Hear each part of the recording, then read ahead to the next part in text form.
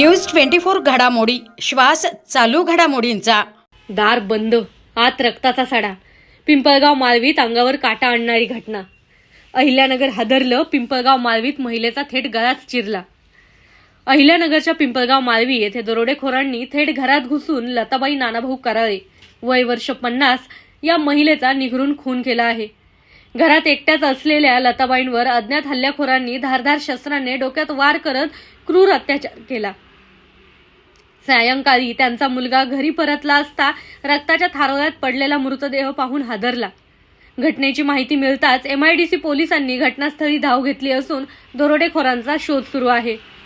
परिसरात वाढलेल्या गुन्हेगारीमुळे गावकऱ्यांमध्ये भीतीचं वातावरण निर्माण झालं असून हत्येच्या पार्श्वभूमीवर पोलिसांनी अधिक सतर्क राहण्याची मागणी केली जात आहे।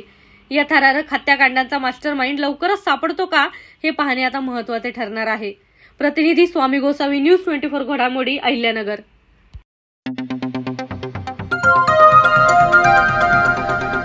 न्यूज 24 घडामोडी श्वास चालू घडामोडींचा।